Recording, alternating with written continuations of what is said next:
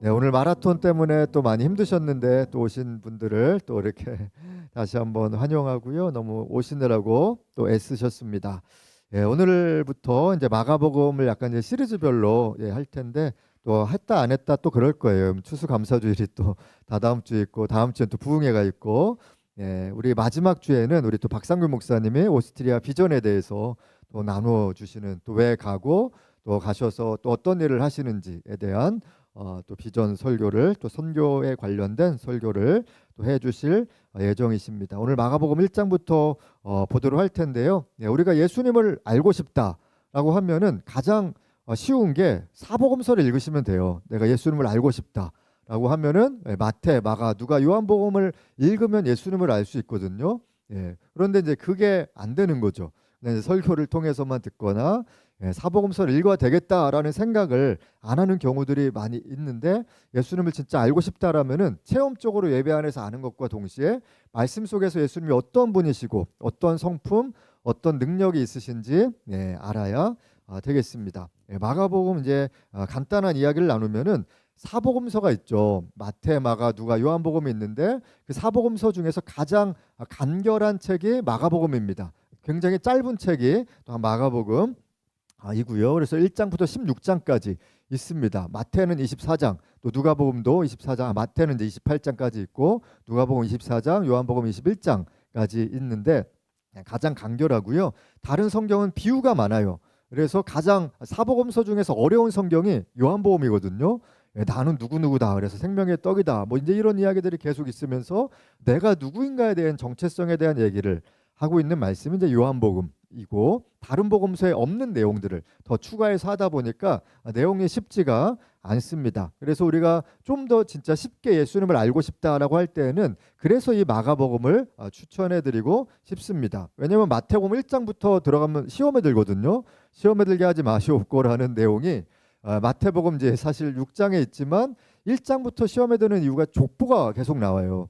누가 누구를 낳고 근데 누가복음 3장에도 족보가 나옵니다. 그런데 요한복음은 1장부터 태초에 말씀이 계시니라 그러면서 그 근원에 대해서 얘기를 하고 있다 보니까 좀 더 철학적인 말씀들이 어떻게 보면은 그런 내용들이 이제 요한복음에 많이 등장을 하기 때문에 또 설명들이 많이 나와요. 비유가 많이 나오는데 마가복음은 사건 중심의 일들이 많이 나옵니다. 그래서 정말 굉장히 전개가 빨리 진행되는 영화에서도 되게 더딘 영화가 느껴지는 것처럼 그런 것과 반대로 마가복음은 엄청나게 빨리빨리 그냥 행동 중심으로 나가게 되는 이야기들이 많이 있습니다. 그래서 그냥 1장 1절에서부터 단도직입적으로 마가복음이 시작되는데 과연 어떻게 시작되는지 한번 같이 읽어보도록 하겠습니다. 마가복음 1장 1절에 시작은 이렇게 됩니다. 함께 읽겠습니다.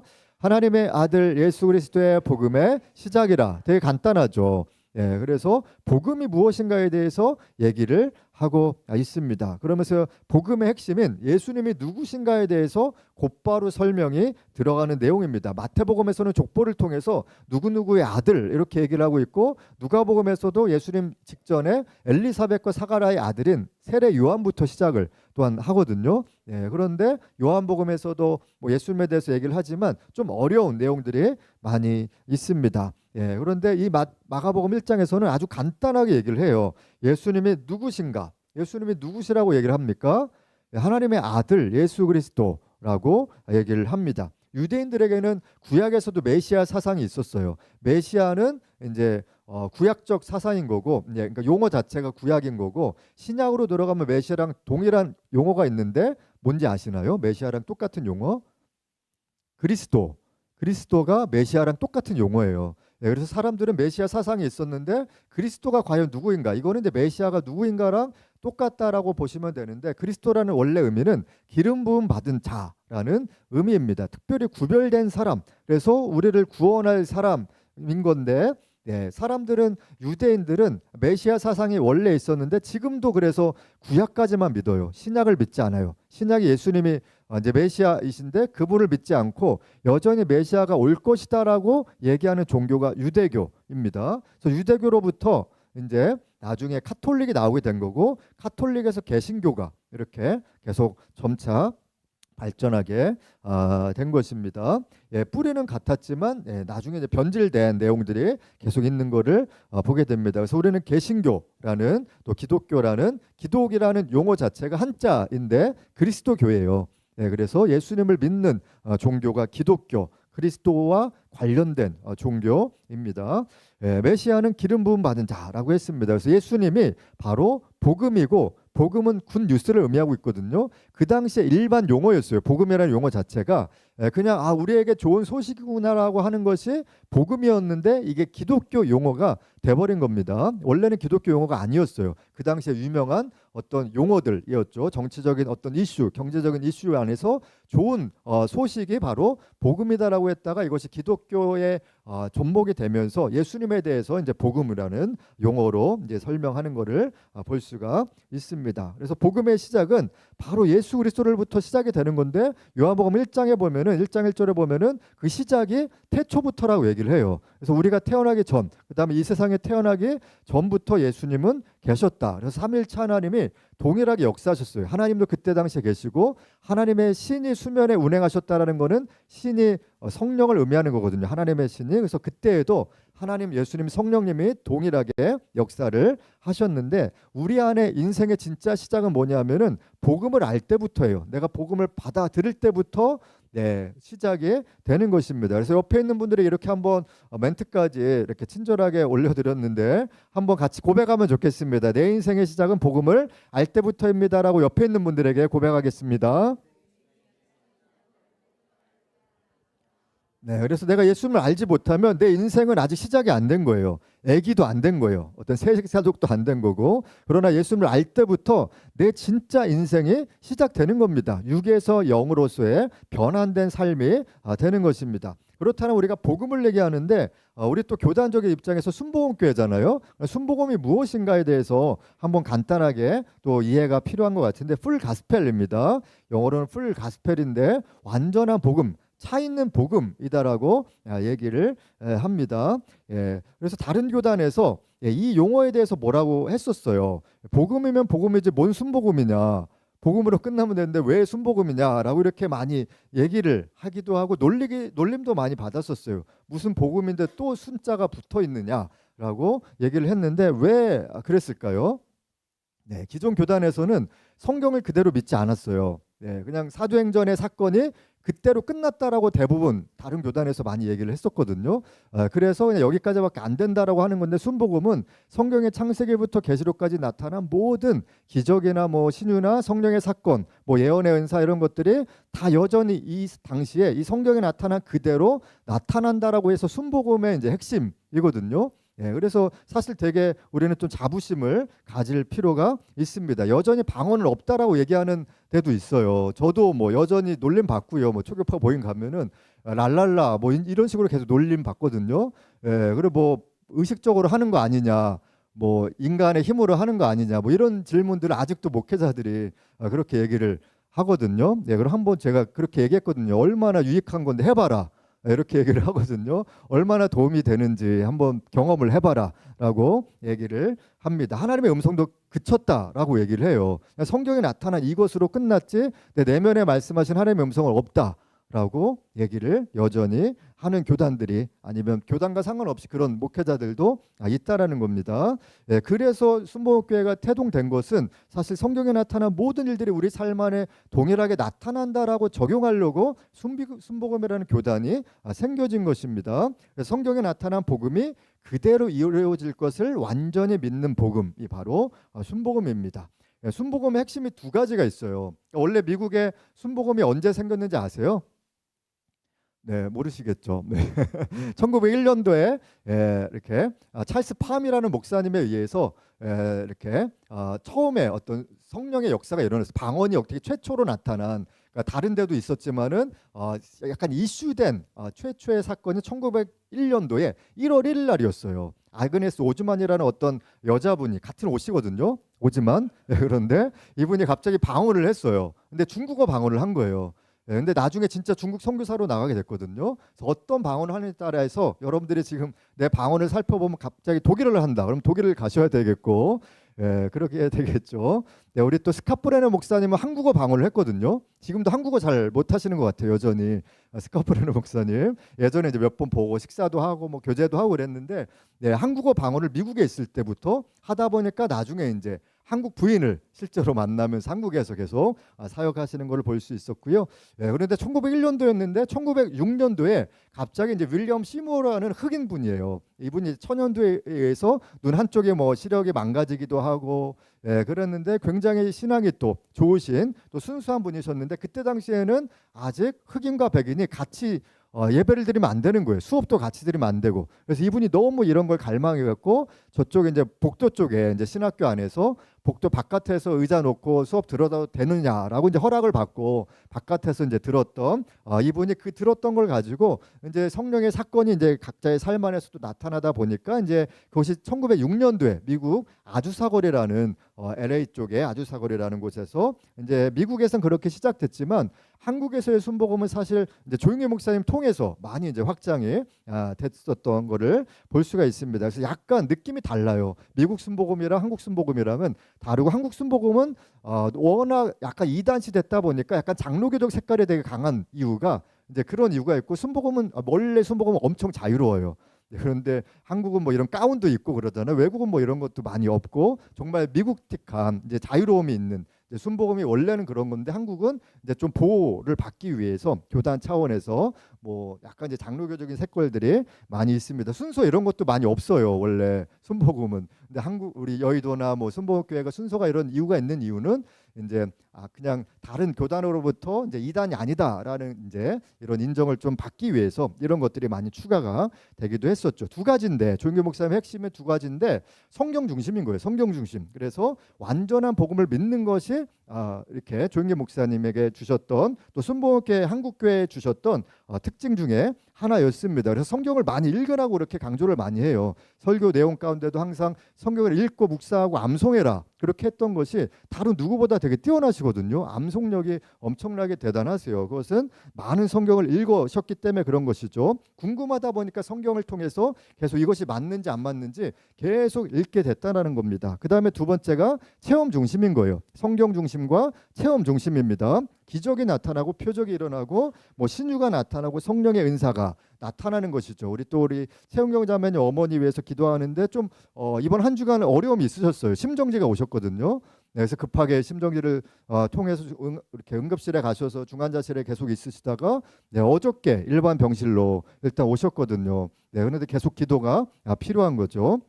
계속해서 우리는 이런 기적이 일어날 걸 믿기 때문에 뭐 이렇게 계속해서 기도를 하는 것입니다. 성령의 은사가 나타나는 것, 중요한 것은 근데 체험이라는 것이 성경과 무관한 특별한 체험이 아니에요. 성경에 나타났던 창세기부터 계시록까지 있었던 모든 체험을 그대로 믿는 체험이 우리의 핵심이거든요. 근데 다른 데서는 오해를 하죠. 그냥 각자 알아서 하나보다, 또 누군가는 그렇게 했기 때문에 오해를 일으켜 불렀다라는 겁니다. 그래서 성경 말씀 자체를 체험하는 게 순복음의 체험이 진짜 체험입니다. 첫 번째 성경 중심, 그 다음에는 체험 중심이에요. 그래서 우리가 계속 기도하면서 이런 체험을 해야 되는 것입니다. 조용기 목사님이 그러니까 청소년 시절에 폐병이 걸렸죠. 그때 당시에 폐병이 걸리면은 거의 이제 피를 토하고 이제 죽는 일들이 사실 많이 빈번했던 시대였습니다. 그러다가 누나 친구가 이렇게 전도를 해서 꼭 성경책을 읽어봐라라고 해서 성경책을 줬더니 성경의 병을 고쳐주시는 예수님이 나오다 보니까 급하니까 창세기부터 읽기보다도 이제 살 날이 얼마 안 남았다고 하니까 이제 마태복음부터 읽은 거예요. 사복음서를 읽어나가다 보니까 계속해서 성경에 예수님이 병을 고쳐주시는구나라는 믿음이 갑자기 생기기 시작했어요. 그래서 금식기도 세 번째 날 하고 있는데 갑자기 방 안에 불이 이제 화나면서 누군가 어떤 흰 옷 입은 사람이 이렇게 나타나면서 이런 얘기를 했다라고 해요.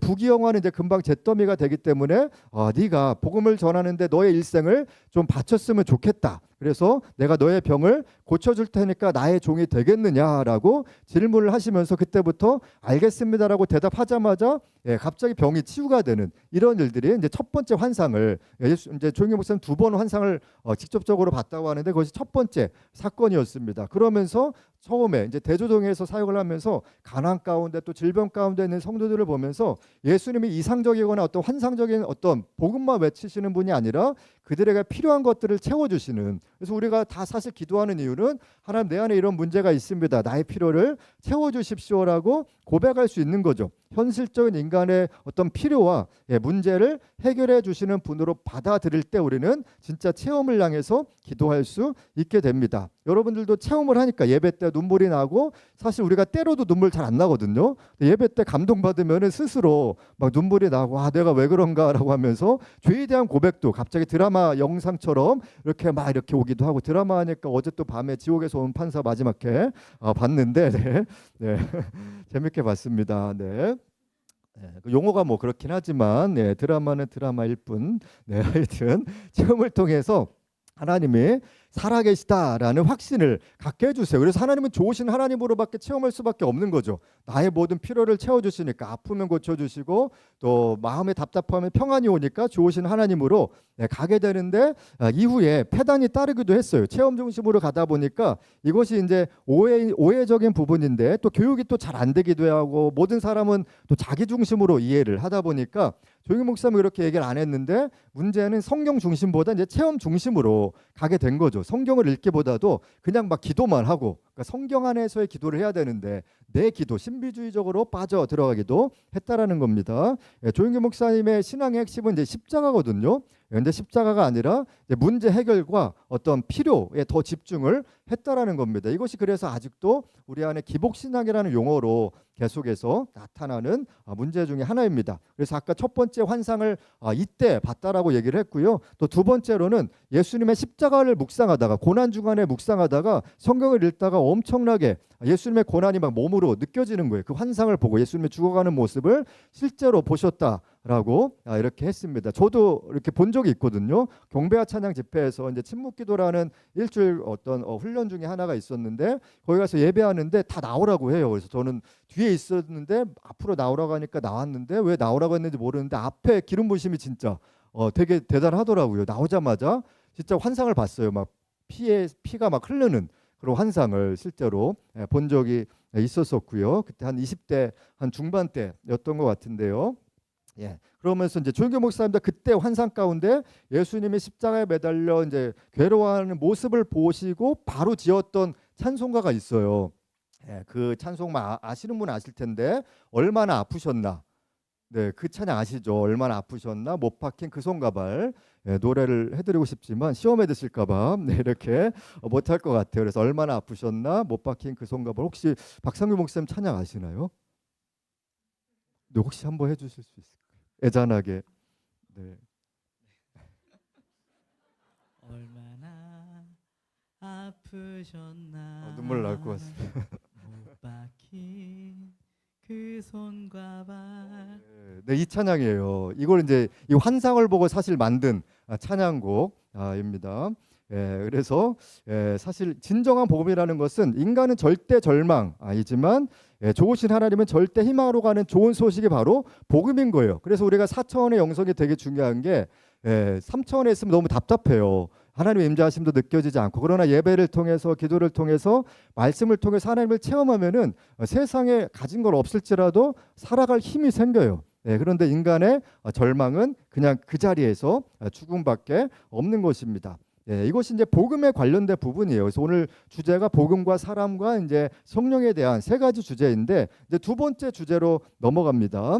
복음은 누구를 통해서 그럼 전달될 것인가? 하나님이 스스로 천사나 아니면 하나님의 사자들을 보내서 그냥 복음을 증거하거나 하나님이 그냥 구름 가운데 나타나면 되시는데, 결코 그렇지 않다라는 겁니다. 우리 또 오스트리아에 그냥 하나님이 나타나시면 박상규 목사님 오스트리아 안 가셔도 되는데, 하나님은 누군가를 통해서 계속 보내시기를 원하신다라는 겁니다. 사람을 통해서 일하시기를 예전부터 작정하셨어요. 그래서 창세기 1장에 26절 27절에 하나님이 이르시되 우리의 형상을, 우리가 삼위일체 하나님입니다. 우리의 모양, 여기 삼위일체 하나님이에요. 그래서 형상과 모양은 우리가 하나님의 형상과 모양을 닮았다라기보다는 성품을 닮은 거예요. 인격을 닮은 거예요. 원래 하나님의 성품을 닮은 것이 형상과 모양입니다. 하나님은 영이셔서 육체가 없거든요. 그 성품을 닮은 거예요. 그래서 우리가 사람을 만들고, 여기도 우리가 삼위일체 하나님, 그들로 바다의 물고기와 하늘의 새와 가축과 온 땅과 땅에 기는 모든 것을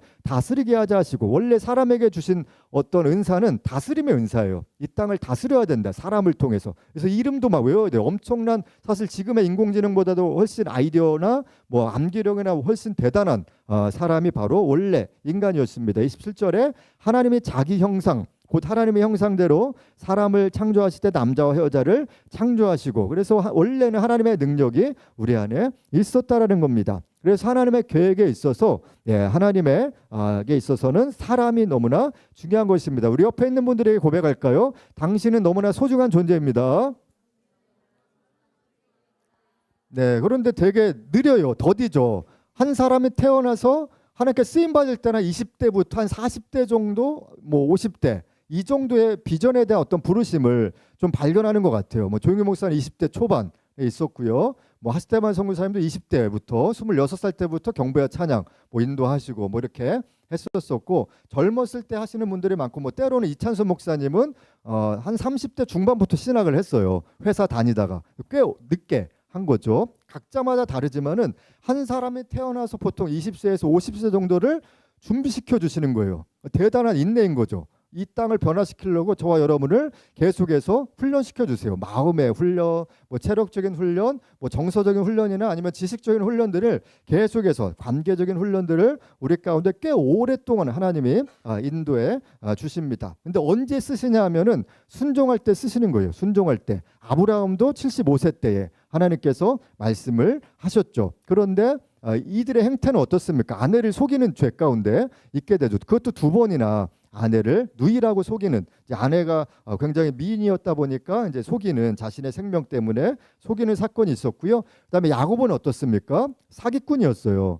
네, 우리는 사기치진 않잖아요. 혹시 또 여러분들 중에서 아내를 속인 분이 계신가요? 네, 그렇다면 아브라함보다는 한 번 속였다라면 괜찮고 2번 속였다라면 똑같은 거고, 3번 속이면은 나쁜 XX가 될 수 있겠고요. 또 이삭은 어떻습니까? 마마보이였어요. 마마보이. 네, 그래갖고 굉장히 엄마 품에 있었던 사람이 이삭이었고, 요셉은 철부지였습니다. 맨날 일르러 다녀요. 맨날 일르는 장이었죠. 양치기 다윗도 하나님이 사용하시는 것을 볼 수가 있습니다. 그래서 이 사람을 통한 사명의 시작은 복음 때문에 우리를 불러주시는 거예요. 복음이 먼저 내 안에 확립되지 않으면은 사명 가운데 나아갈 수가 없다라는 겁니다. 그래서 복음을 증거할 사람이 필요해서 우리를 불러주시는데, 이거는 목회자든 아니든 상관이 없습니다. 내가 살고 있는 환경 가운데서 복음을 증거할 그 사람을 지금도 찾고 계신 것입니다. 과연 그런지 한번 또 살펴볼 텐데, 마가복음 1장 2절입니다. 함께 우리 한 목소리로 읽도록 하겠습니다. 시작.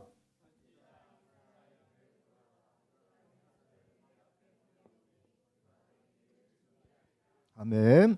네, 이 선지자 이사야의 글에 이제 나오고 말라기서에서도 나와요. 그래서 내가 나의 사자를 너 앞에 보낸다. 그가 너의 길을 준비할 것이다. 그래서 메시아가 오기 전에 누군가를 통해서 준비할 것이다라고 말씀을 하고 있는 것입니다. 세례 요한 같은 사람을 지금도 주님은 계속 준비를 하고 계신 거예요. 그래서 여러분들을 저를 계속해서 준비하고 계시다라는 겁니다. 구약부터 예언을 했는데 오랫동안 기다리셨어요. 그러니까 이사야 시대는 BC 한 700년 전인 거예요. 지금은 AD 30년 정도. 그러니까 700 더하기 300으로 하면은 한 730년 정도 걸려서 지금 이 세례 요한을 통해서 말씀하시는 겁니다. 또 말라기 3장에도 나와요. 세례 요한에 대한 부분이, 요한에 대한 부분. 그런데 말라기 3장의 시대는 BC 한 440년 정도 되는 거예요. 그러니까 지금 AD 30년이니까 BC 에다가 AD 30년을 더하면은 440에다가 30을 더하면 470년 정도 기다린 후에 지금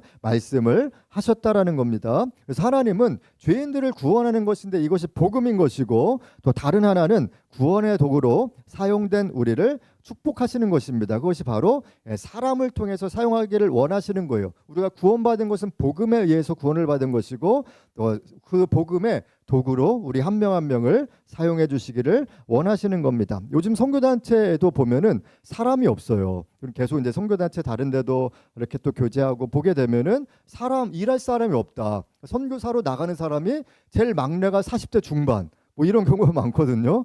몽골에도 조대 선교사님이 거의 뭐 막내 중에 막내처럼 또 더 어린 분이 가시긴 했지만 사람이 갈 사람이 없다라는 거예요. 그러니까 누군가 계속 선교를 가야 되거든요. 비전을 선포하는 말씀 사역자들도 많이 없다라는 겁니다. 그리고 요즘은 그냥 유지하는 경향이 많이 있습니다. 선교 나가는 젊은 분들이 없는데 우리 또 젊으신 우리 또 박상규 목사님이 또 12월에 이제 나가시게 되는데요. 라이드 처치 핵심은 다양한 세대가 이제 회복을 받아서 다양한 세대예요. 어른부터 어린이까지 회복을 받아서 다음 세대를 돕는 게 이제 저희 교회의 목적이 되겠습니다. 그래서 앞으로 이제 작년, 청년, 청소년, 어린이 부서에 계속 사람들이 몰려올 수 있는 그런 또 내년의 계획들을 우리가 함께 또 짜려고 하는데요. 벌써 뭐 어린이 부서는 우리 인지 의은이 이서만 가도 한 30%가 없어지는 거예요. 그래서 이 상황 가운데서 또 그 오스트리아 상황은 또 이제 어떤 또 영적인 은혜와 또 부흥이 있겠지만 또 저희 안에서는 또 함께 또 우리가 또 고민을 또 해봐야 되는 부분입니다. 그래서 어떤 사람으로 준비되어야 되는가 2절부터 계속해서 나타납니다. 2절로 3절에 선지자 이사야의 글에 보라 내가 내 사자를 너희 앞에 보내노니 그가 너의 길을 준비하리라. 광야에 외치는 자의 소리가 있어 이르되 너희는 주의 길을 준비하라. 그의 오실 길을 곧게 하라. 기록된 것과 같이라고 합니다. 그래서 여기도 보면은 예수님의 길을 준비한다라고 생각하는 그런 사람으로 준비를 해야 됩니다. 예수님 오시기까지 내가 이 땅에서 하나님 그 준비하는 삶을 살겠습니다 라고 고백을 해야 하는 것입니다. 주님의 길을 준비하고 또 3절에 그 다음에 그의 오실 길을 곧게 하라. 다른 성경에는 평탄케 하라라는 표현으로 되어 있습니다. 그래서 주님 오실 때까지 내가 그 길을 준비하겠습니다라는 마음으로 하루하루를 살아가야 되는 것이고요. 그 다음에 1장 4절에는 세례 요한이 광야에 이르러 죄 사함을 받게 하는 회개의 세례를 전파하니라고 합니다. 광야를 경험하는 사람 또한 광야에서 살아가는 사람을 의미합니다. 지금 혹시 광야 가운데 있다라면은 이 세례 요한의 길을 지금 걷고 있는 그리스도인인 것입니다. 광야의 핵심은 다른 게 아니에요. 여기서 훈련해야 될 것은 하나님만 의존하는 거예요. 다른 소리가 안 들려요. 너무 조용하다 보니까. 그래서 내 소리만 나든지 아니면 하나님의 음성만 들리는 시기가 바로 광야의 시간입니다. 반드시 하나님의 음성을 들어야지 이 광야에서 살 수 있어요. 이거를 훈련받는 사람이 지금 내가 준비하고 있다라는 겁니다. 근데 내 소리만 의존하고 나는 안 돼. 나는 좌절밖에 없어. 근심과 불안, 염려밖에 없어라고 하면은 그 광야의 훈련은 아무런 훈련이 될 수 없다라는 겁니다. 지금 광야에서 예배 드리잖아요. 우리 청소년들이. 그래서 주여 한번 나왔었는데 이런 게 이제 광야 같은 삶인 거죠. 회개의 세례는 여기 보면은 광야에 이르러서 죄 사함을 받게 하는 회개의 세례. 그러니까 회개의 세례는 어떻게 보면 물 세례를 의미하고 있거든요. 물 세례는 내가 다른 믿지 않는 자들에게 내가 예수를 믿습니다라고 선포하는 게 물세례예요. 이때 당시에 이때까지는 괜찮았는데 조금만 초대교회로 가서 이렇게 물세례를 받으면은 핍박을 받게 되어 있었어요. 또 감옥에 갈 수도 있는 상황이었습니다. 내가 예수를 믿어라는 그 선포가 이제 물세례였었거든요. 근데 가장 이렇게 핵심은 죄에 대한 고백인 것입니다. 그래서 내가 예수님을 믿겠습니다라고 만인에게 선포하는 게 물세례입니다. 마가복음 1장 5절에는 온 유대 지방과 예루살렘이 다 나아가 자기 죄를 자복하고 요단강에서 그에게 세례를 받더라. 그러니까 여러 지역에서 이 세례 요한들에게 찾아오는데 사람들이 이제 찾아오게 되는 과정을 의미하고 있다라는 겁니다. 그래서 계속해서 내가 예수님 안에서 준비되어질 때 사람들이 나를 찾아오게 됩니다. 떨어져 있는 광야임에도 불구하고 사람들이 나를 찾게 되죠. 어떤 사람은 내가 가면 흩어지게 만드는 사람이 있어요. 나를 멀리하거나. 그러나 어떤 사람들은 계속 나에게 계속 찾아오게끔 하는 이것이 이제 준비된 그리스도인의 삶이 되는 것입니다. 관계를 배우는 것이고 나를 통한 하나님의 인도하심을 알게 되는 겁니다. 또한 단순하게 살아요. 세례 요한은 단순했거든요. 광야에서 그냥 먹을 거 있으면 먹고 뭐 옷도 되게 한 벌 가지고 이렇게 계속 살았던 세례 요한의 모습을 볼 수가 있는데 경제계 용어 중에 이제 복잡계라는 용어가 있거든요. 그러니까 모든 인생이나 돌아가는 구조, 조직 구조가 되게 복잡하게 돌아간다. 그래서 다 연결돼 있다 보니까 쉽지 않다라고 얘기하는 게 이제 복잡계라는 그런 용어 중에 하나인데 사실 복음과 신앙인과 그리스도인은 반대로 살아야 돼요. 단순한 그리스도인으로 살아가는 법을 배워야 되는데 복음이 단순하기 때문에 그런 거예요. 그냥 예수님이 나를 위해서 죽으셨고 부활하셨어. 그것을 믿는 게 되게 복음이고 단순하거든요. 그래서 그냥 그분을 위해서 살아야 돼라고 하는 게 되게 단순한 거예요. 근데 또 생각하면 복잡해지죠. 과연 이게 하나님의 음성이 맞나라고 하면서 그때 말씀하셨던 게 맞나에 대한 고민들이 있을 거예요. 그러나 복잡한 생각이 굉장히 위험합니다. 생각이 복잡하면 몸도 안 좋아져요. 마음에 계속 심장에 계속 두근거림과 불안과 염려, 걱정과 근심을 계속 가져다 주니까 계속 뇌가 쉬지를 못해요. 뇌가 잘 때에는 쉬어줘야 되는데 쉬지 못하다 보니까 심장까지 혈관까지 막게 되는 일들이 있게 된다라는 겁니다. 하나님이 세례 요한을 공급해 주셨어요. 저의 삶 안에도 하나님이 계속해서 공급해 주시는 이런 원리들을 계속 배우고 있습니다. 마태복음 어떤 것으로 이제 구체적으로 공급을 받았는지 마가복음 1장 6절에 있는데요. 한번 같이 읽어보도록 하겠습니다. 시작.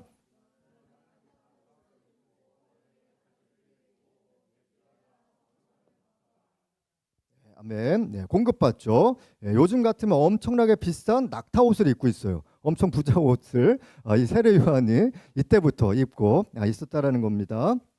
그 다음에 음식도 굉장히 특이한 것을 먹죠. 영양식으로 먹습니다. 메뚜기, 단백질로 되게 좋은 것들, 또 석청, 꿀이거든요. 다 요즘에 비싼 음식을 세례 요한은 이미 체험했던 것을 볼 수가 있습니다. 가죽띠는 어떻습니까? 가죽띠 비싸죠. 저는 비닐띠인 것 같은데 이거 뭐 하여튼 허리띠가 가죽띠로 계속 비싼 거를 메고 있는 하나님의 공급해 주시는 요한의 삶을 볼 수가 있습니다. 그래서 단순하게 살아야 되는데 꼭 필요한 것만 가지고 살아가는 인생이 되기를 원하시는 것 같아요. 네, 그래서 너무 뭐 필요 없는 것들을 우리 가질 필요는 없는 것 같습니다. 저도 계속 지금 정리하고 있거든요. 옷도 뭐 계속 버리고 있고 책도 계속해서 버리거나 또 여기 갖고 오거나 알라딘의 팔권을 계속 다 점검을 해서 알라딘에 계속 막 예치금 막 지금 쌓여놓고 있거든요. 네, 계속 거기다가 정리도 하고 있고 그렇게 하는데 미니멀리즘으로 살아가려고 하는데 간소한 삶 또 단순한 생각으로 하나님은 그렇게 우리를 준비시켜 주시는 것입니다. 그래서 그냥 나그네처럼 살아가는 것이 인생이다라고 베드로는 그렇게 사실 얘기를 하고 있습니다. 그 다음에 마가복음 1장 7절이 거의 마지막 말씀입니다. 세례 요한에 관련된 그가 전파하여 이르되 나보다 능력 많으신 이가 내 뒤에 오시나니 나는 굽혀 그의 신발끈을 풀기도 감당하지 못하겠노라 라고 합니다. 그래서 나는 아무것도 아닙니다라는 고백을 하면서 나를 증거하는 것이 아니라 예수님만 증거하는 베드로의 모습을 볼 수 있습니다. 예수님의 주인 되시는 삶이죠. 요즘 많이 말씀드리는 로드십인 거예요. 그래서 LORDSHIP라는 로드십에 관련된 말씀입니다. 마지막으로 첫 번째가 복음이었고 두 번째가 사람이었고 이제 세 번째가 성령에 관련된 말씀인데요. 마지막 절 나는 너희에게 물로 세례를 베풀었거니와 그는 너희에게 성령으로 세례를 베푸시리라 라고 말씀합니다. 그래서 물 세례와 성령 세례는 구분이 되는 거예요. 물 세례는 회개의 세례인 거고 죄를 고백하는 것이고 사람들에게 내가 예수를 믿습니다 라고 선포를 하는 것이라면은 성령으로 세례를 베푸시는 거는 성령님이 내 안에 들어오시는 그런 반대적인 작용을 물 세례는 내가 받는 것이지만은 성령 세례는 하나님이 우리 가운데 부어 주시는 것입니다. 그래서 예수님의 역할이 어떤 것인가에 대해서도 성경을 얘기를 하는데 예수님이 오신 이유는 또한 무엇인가? 첫 번째가 구원받게 하시려고 우리를 향해서 구원받게 하시려고 예수님이 오셨고요. 그 다음에 사명을 주시려고 구원을 받았다라면은 이제 두 번째로 넘어가시면 돼요. 내가 사명을 받았는가? 여기까지도 아직 의아하다라면 이것을 놓고 계속 기도를 해야 됩니다. 왜냐하면 하나님은 모든 사람을 향한 계획이 있으시거든요. 사람을 통해서 일하시기로 작정하셨기 때문에 우리 모두에게 주셨던 달란트와 은사가 반드시 있다라는 겁니다. 여기에서 어느 정도의 사명이 있다라면은 세 번째 단계로 가야 되는데 이것이 바로 성령의 충만함을 받아야 하는 것입니다. 그래서 구원을 갈망하는 마음이 성령의 역사인 거예요. 그래서 회개의 세례가 우리 가운데 있는 것이고요. 구원을 갈망하기 때문에 내 죄에 대한 고백이 갈망되어지기 때문에 회개를 하게 되는 것인데 이것을 통해서 주님과 우리가 하나로 이제 연합 되어지는 과정을 겪게 되고 그때부터 사명감이 우리 안에 나아가게 되는 것입니다. 그래서 그 사명을 감당하기 위해서 세 번째 필요한 것이 이제 성령의 충만함인 것입니다. 성령 세례는 이를 성령을 경험하는 첫 번째 사건이 성령 세례인 거고 그것을 지속적으로 경험한다라면은 무조건 이제 두 번째, 세 번째, 네 번째는 다 성령 충만이다라는 용어를 쓰시면은 되겠습니다. 성령님과 동행하는 삶인 것인데 나로 충만한 것이 아니라 예수님으로 충만한 게 이제 성령 충만한 입니다. 그래서 내 안에 생각들이 내 생각에 많은가, 아니면은 하나님을 예배하는 마음이 많은가, 이런 것을 통해서 성령의 충만함을 어느 정도 우리가 확증할 수 있을 것입니다. 성령의 충만함의 핵심은 다스림을 받는 거예요. 하나님의 다스림을 받기로 결정하는 건데, 요즘 청소년 아이들은 간섭받는 걸 엄청 싫어해요. 그리고 권위 가운데 있는 것을 너무 싫어합니다. 다스림을 받는 걸 너무 싫어하는데, 우리가 진짜 주님께 쓰임 받으려면 하나님께 완전히 내 자신을 맡겨드리는 작업들이 필요합니다. 나를 통제하고 내가 통제되는 거를 너무 싫어하는 시대인데, 성령님이 우리를 사실 통제하시거든요. 근데 부드럽게 하세요. 항상 의견을 물어보세요. 그러니까 내가 이렇게 할 건데 네가 할 거냐. 아까 조용규 목사님을 향해서 나의 평생을 바치겠느냐, 너의 평생을 바치겠느냐라고 먼저 질문을 던져주시거든요. 되게 신사적이에요. 그러나 그 권위가 있는 거죠, 그 말 안에.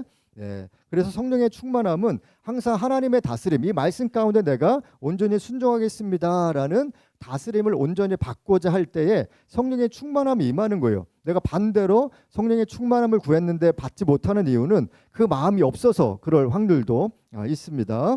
그래서 우리에게 이 물 세례와 성령 세례는 다 필요합니다. 언젠가 이제 우리 안에 침례하는 시간들을 또 가지게 될 텐데, 8절에 이 성령의 세례를 꼭 받아야 된다라고 했던 것처럼 이제는 십자가를 넘어서 성령의 충만함을 받아야 되는 단계가 이 제자들에게 있는 순간이 있게 될 것이다라고 말씀을 하고 있습니다. 혹시 내 삶 안에 영적인 황폐함이 있으실지 모르겠어요. 그렇다면은 성령 충만함이 우리 가운데 필요한 것입니다. 근데 언제 성령 충만함이 우리 가운데 사라지냐 하면은 주일날 예배 때 뭐 은혜 받고 그러다가 언제 사라지냐 하면은 죄의 문제인데, 그 죄보다 사실 먼저 마음에서부터 나타나게 됩니다. 그래서 이것을 늘 확인하고 점검을 하셔야 되는데, 너무 바쁜데 하나님을 향해서 한 번도 생각이 없다. 그럼 성령 충만하면 금방 사라집니다. 영적 전쟁의 핵심 중에 하나가 분주함으로 다가오게 하는 거예요. 굉장히 바쁘게 갑자기 일이 몰려오면서 하나님을 한 번도 생각하지 못하게 하는. 그래서 잠시 시간을 떼어 드려야 돼요. 하나님께 반드시. 뭐 점심 먹고 나서 혼자 산책을 하면서 하는 거 1대1로 가시든지. 저도 여의도에서 사역을 했을 때는 사역자 목회자였는데도 기도할 시간이 없었어요. 그 다음에 6층에 열쇠 좀 달라고 해도 열쇠를 안 줘요. 기도하러 혼자 가고 싶은데. 6층에 원래 예배실이 있었잖아요. 목회자였는데도 열쇠도 안 주고. 그래서 혼자 복도에서 기도했어요.